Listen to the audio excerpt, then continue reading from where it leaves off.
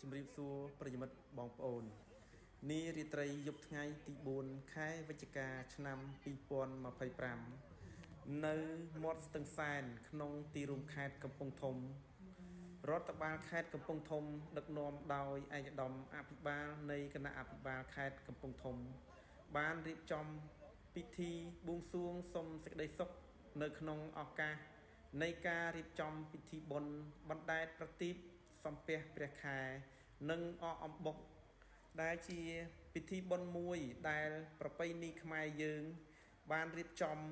មានតាំងពីយូរលង់ណាស់មកហើយនៅក្នុងឱកាសនៃការរៀបចំពិធីនេះផងដែរ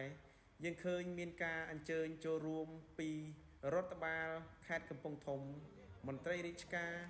តាមបណ្ដាមន្ទីរអង្គភាពជំនាញជំនាញខេត្តនិងមន្ត្រីរាជការនៃរដ្ឋបាលស្រុកក្រុងគ្រប់ស្រុកនៃខេត្តកំពង់ធំក៏បានចូលរួមនៅក្នុងពិធីអកអំបុកសំពះព្រះខែនិងបួងសួងសុំសេចក្តីសុខសេចក្តីចម្រើននៅក្នុងឱកាសនេះផងដែរបាទនេះគឺជាសកម្មភាពមន្ត្រីរាជការនៅតាមបណ្ដាមន្ទីរជំនាញអង្គភាពជំនាញខេត្តក៏ដូចជាមន្ត្រីរាជការនៃរដ្ឋបាលស្រុកសណ្ដានដែលបានមកជួបជុំគ្នានៅក្នុងបរិវេណ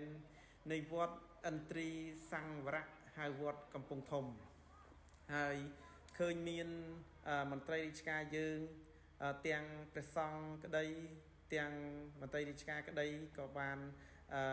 រៀបចំកាន់នៅប្រទីបម្នាក់មួយហើយក៏បានធ្វើការដង្ហែចេញពីវត្តឥន្ទ្រីសង្វរៈហៅវត្តកំពង់ធំក្នុងនោះទាំងថ្នាក់ដឹកនាំនៃរដ្ឋបាលខេត្តកំពង់ធំមន្ត្រីរាជការរដ្ឋបាលខេត្ត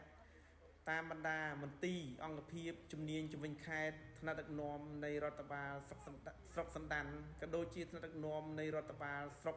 ផ្សេងនៅក្នុងខេត្តកំពង់ធំក៏បានដង្ហែក្បួននៅប្រទីបបាទដើម្បីធ្វើដំណើរឆ្ពោះទៅកាន់គល់ស្ពានត្រង់ស្ទឹងសែននាសួនច្បារនៃមាត់ស្ទឹងសែនយើងផងដែរដើម្បីរៀបចំពិធីប្រពៃនៅទីនោះគឺការបណ្ដែតប្រទីបក៏ដូចជាការបង្ហោះគោមជាដើមបាទហើយក្នុងនោះថ្នាក់ដឹកនាំមានលោកប្រធានក្រុមប្រឹក្សាស្រុកសណ្ដានលោកអភិបាលស្រុកលោកស្រីដែលជាអភិបាលរងស្រុកលោកប្រធានអនុប្រធានកាយឡាយចំណុះរដ្ឋបាលស្រុកនិងមន្ត្រីរាជការនៃរដ្ឋបាលស្រុកសណ្ដានព្រមទាំងបងប្អូនប្រជាពលរដ្ឋទាំងអស់មកពីគ្រប់ស្រុក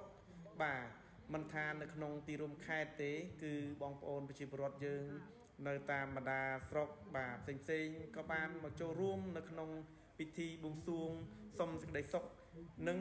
ពិធីបណ្ដែតប្រទីបសំពះព្រះខែនិងអមបុកនេះពេលនេះផងដែរហើយយើងឃើញមាន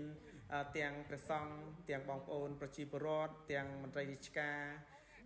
នៃរដ្ឋបាលខេត្តកំពង់ធំក៏ដូចជាបណ្ដាមន្ទីរអង្គភាពជំនាញ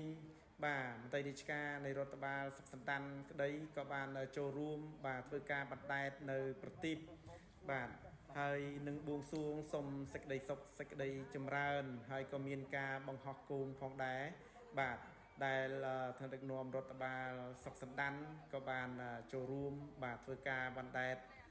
បង្ហោះគោមបាទហើយក៏ចូលរួមបណ្ដែតប្រទីបបាទនៅមាត់ស្ទឹងសែនជិតគល់ស្ពាននៅក្នុងទីរួមខេត្តកំពង់ធំផងដែរបាទហើយយើងឃើញមានទស្សនវិជ្ជាបាទនៃកម្មវិធីនេះគឺអធិកអធមមែនតែនបាទអ្វីត្បិតថានៅរដ្ឋបាលខេត្តកំពង់ធំឆ្នាំនេះគឺមិនមានការរៀបចំពិធី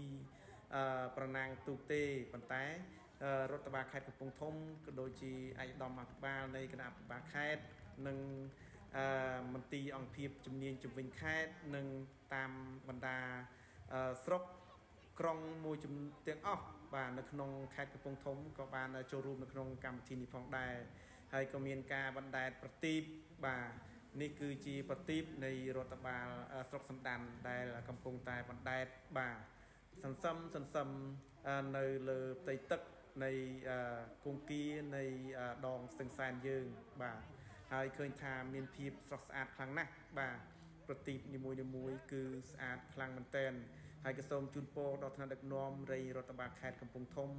មន្ត្រីរាជការតាមបណ្ដាមន្ទីរអង្គភាពជំនាញជំនាញខេត្តថ្នាក់ដឹកនាំ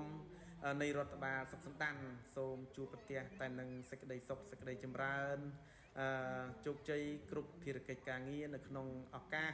នៃការរៀបចំពិធីបណ្ដែតប្រទីបសំពះព្រះខែនិងអអំបុកនាពេលនេះបាទសូមអរគុណ